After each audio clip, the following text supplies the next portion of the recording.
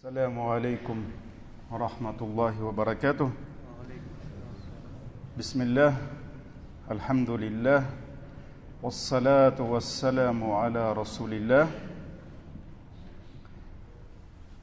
Иншаллах, сегодня во время хутбы будем говорить, рассказывать про, наверное, самое важное, что у нас в исламе, это искренность.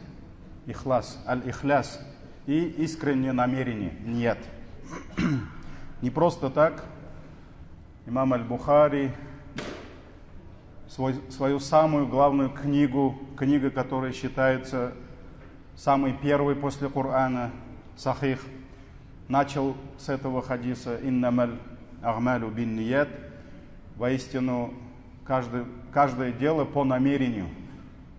То есть какое намерение, какую цель ставил человек, довольство Всевышнего Аллаха или же довольство Его созданий, чтобы кому-то показать свое дело, чтобы кто-то услышал, рассказывал о нем, восхвалял его, или же только ради довольства Аллаха. Вот поэтому пророк, алейхиссаляту вассалям, сказал: каждое дело по намерению, валикулли мриин ма нава, и каждый получит то, к чему он намеревался. Вот. Арабское слово аль-ихляс. Вот у татар, мы, татары, говорим ихластан ишлибас, шын көңілден. И некоторые даже грешники, когда совершают какие-то неподобающие дела, когда начинаешь им насихат делать, он говорит: «Минем кунгулем ихлас», у меня сердце искреннее. И вот это слово «шын кунгульден», от души, это не значение ихласа. Даже русское выражение «от чистого сердца», оно больше подходит. Не просто от души. Человек от души и водку пьет, от души и зина делает, от души прямо. Поэтому даже слово «от чистого сердца» здесь больше подходит, потому что сура Аль-Ихляс, которая не просто, это треть Корана. Короткая вот эта сура, пророк, саллаллаху алейхи вассалям, сказал, она равносильна 1/3 Корана. Если человек, понимая смысл этой суры, прочитает 3 раза, значит, он весь Коран почитал. Это не просто так. Потому что там идет про единство Аллаха. И что только Аллах достоин поклонения. И все, что мы совершаем, мы должны делать только ради Аллаха. И Аль-Ихляс, сура Аль-Ихляс, где-то в русских переводах приходит как искренность. А где-то, наверное, встречали очищение, чистота. Вот что такое от чистого сердца? Мухлисан лилля, искренне, да?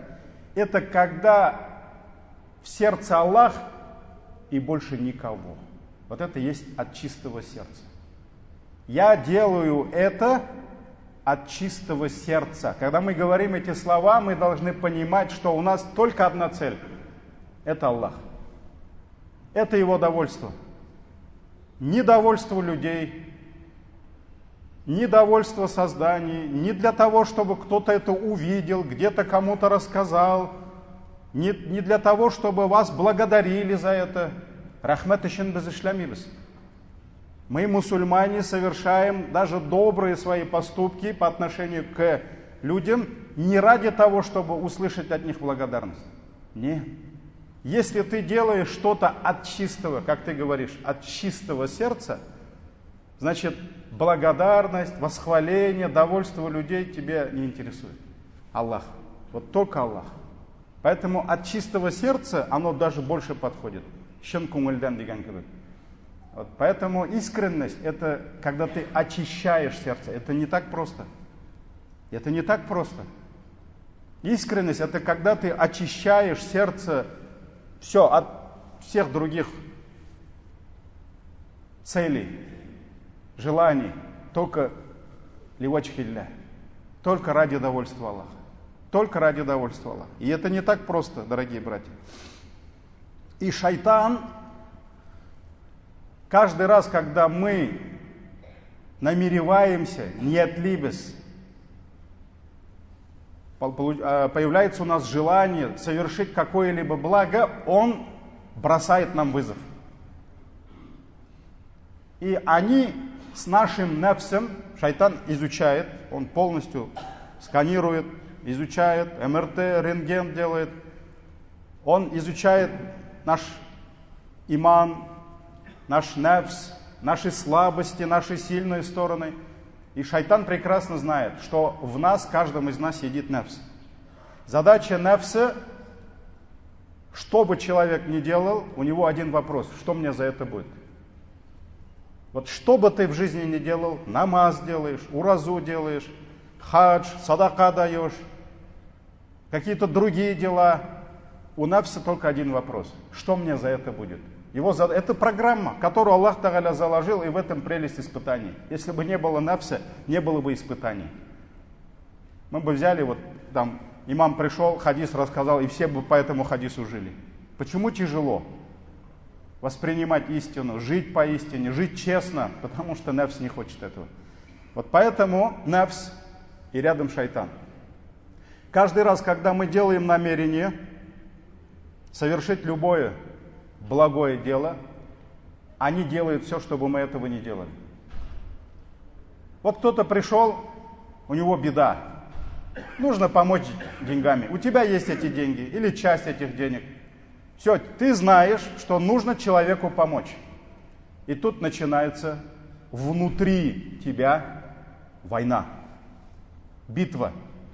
Нефс тебе говорит: слушай, брат, у тебя знаешь сколько расходов? Конец месяца, тебе надо эти свои обязательства закрыть, эти. Там начинаешь вспоминать, он тебе напоминает, все твои. Жена там просила, дочке там кроссовки поменять, за школу надо. И все, начинается первый раунд поединка. Все. Ты проходишь через это испытание и говоришь: все, нет, вот я сделаю намерение, я должен помочь. Первый раунд нефс проиграл. У нефса там тренер, Иблис, все время его подбадривает, да. Первый раунд ты выиграл. Ты все-таки, иншаллах, вытащишь эти свои дорогие кровные деньги, а лишних денег ни у кого нет. Так ведь? Вот. И ты должен дать. Но начинается второй раунд. Нефс, который понял, что ты все равно отдашь эти деньги, он что делает? Он сделает все, чтобы получить свою долю из этих денег. Какая доля у него? Первый раунд он проиграл, ты деньги нефсу не отдал. Ты лишаешь, забираешь у нефса его деньги. Но нефс это ты. Вы там не смотрите друг на друга, там, где он там нефс ходит. Это ты, это о нас, это я. То есть это мы, это мое большое я. И вот ты лишил его, свое я, этих денег, ты отдаешь. И вот происходит что? Ты делаешь доброе дело, садака, вот этот процесс. Второй раунд начинается. Что я должен получить? Он сделает все, чтобы ты испортил свое намерение. Даже, может быть, в начале у тебя искреннее намерение было. Ты увидел там, машаллах, вот у них ребенок там нуждается в помощи, болеет, у тебя там все, ихлас, казалось бы, да? Но первый раунд ты выиграл. Есть второй раунд еще. А еще там третий дальше идет. Но чем дальше, тем сложнее. Самый легкий – это первый раунд. Все, мы выиграли первый раунд, мы отдаем деньги. Сейчас задача нефса забрать свое. Что? Ар-рия ва сумга. Вот его доля. Совершая, запомните, любое благое дело, нинди генә изге эш эшләсәгез дә, сез беренче раундны җиңдегез, первый раунд вы выиграли, идет второй раунд. Поймите, шайтан с нашим нефсом, они хотят забрать свою долю. Какая доля у нефса? Две вещи. Ар-рия ва сумга. Показуха Ты должен это показать всем. Все должны знать, что ты помог этой семье. И второе, чтобы люди тебя видели. Второе, сумма, чтобы все слышали о тебе. Все говорили о тебе. И как только люди начинают узнавать, что ты сделал доброе дело, начинает видеть, нафс начинает получать свое. Вот как зарядку, включили зарядку, появляется стрелка. Все, поняли, да, о чем я? Все, пошла зарядка, пошла, нафс начинает брать. Ему надо больше. 2 человека узнали. Жена дома узнала, да этого недостаточно для нафса. Ему больше надо, давай детям расскажи, давай соседям. Давай, самый лучший вариант, ты сейчас должен это снять на видео, и в статус. И еще куда-то в Инстаграм, еще куда-то, Макс, там, ВКонтакте, все должны. И пошла зарядка, лайки. Все, нафс пошел, процесс пошел. Понимаете? Вместо наград пошли лайки. Сегодня даже многим, к сожалению, мусульманам, лайки, они больше приносят наслаждения, чем награда Аллаха. Потому что нафс получает свое. Он получает свое. Все, ты первый раунд, помнишь? Ты выиграл первый раунд. Но второй раунд нокаут. Все. А битва, все, поединок ты проиграл. Вот. Поэтому он сделает, запомните второй раунд. Нафс со своим тренером, который показывает ему, вот там бей, вот там. Он сделает все, чтобы все узнали об этом. В итоге все, что делается не ради довольства Аллаха, на чаше благодеяний мы не найдем судный день. Все, мы потеряли это. Поэтому первый раунд он проиграл, но шайтан, тренер, он очень, самый опытный тренер в истории. Он еще на Адаме тренировался, помните? Он его вывел из рая. Вот поэтому он просто сидит. Ладно, давайте добейте первый раунд, а второй раунд мой. Поэтому второй раунд проиграл. Кто-то, бисмилля, держится на втором раунде.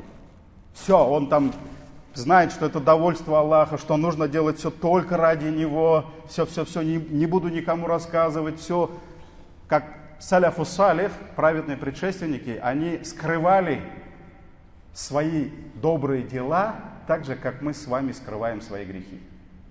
Они стыдились говорить о своих добрых делах, так же, как мы сегодня стыдимся, иншаллах, стыдимся говорить про свои грехи. Никто же не выходит людям, знаете, я сегодня утренний намаз проспал. Или там, вчера я вот там на красивую девушку засмотрелся так долго, да? Пусть Аллах меня простит. Мы этим не гордимся. Мы стыдимся своих грехов, это нормально. И вот саляфу салих, в отличие от нас, они стыдились своих добрых дел еще. Они никому не рассказывали. Все, второй раунд мы выиграли. Тренер опытный, он просит третий раунд. Начинается третий раунд. Если нафс не смог показать твое, как ты думал, искреннее дело только ради Аллаха другим, он что начинает делать? Он начинает показывать твое благое дело тебе самому. Вот ты скрыл это все, никто не узнал. И нафс такой начинает. Ну, брат, ты красавчик. Ну, ты гигант. Ну, только ты такой. Понимаешь, вот никто таких нет больше. И он начинает сам себя возвышать. И появляется уджиб бин нафс. Когда человек начинает восхищаться самим собой. Даже когда он начинает делать дуа, он думает: о Аллах, ты должен принимать мои дуа. Я же лучше, чем все вот эти. Понимаете? Уджиб бин нафс. Это все, третий раунд ты проиграл. Поэтому битва за искренность, братья, она будет всю жизнь. Она будет всю жизнь идти. И каждый раз шайтан будет новые подходы искать, чтобы забрать баракат, забрать награду наших благодеяний. Поэтому правило гласит: сохранение искреннего намерения намного сложнее, чем сделать доброе дело. Вот бывает тяжело сделать доброе дело. Ты взялся, тяжело, надо проявлять терпение. Но вы поймите это правило. искреннее намерение намного тяжелее и сложнее, чем совершить это благое дело. Пусть Аллах одарит нас искренностью, и пусть Аллах упасет нас от рия, показухи, иншаллах. Субханак Аллахума бихамдик, шаду ла иляха илля ант, астагфирука ва атубу илейк.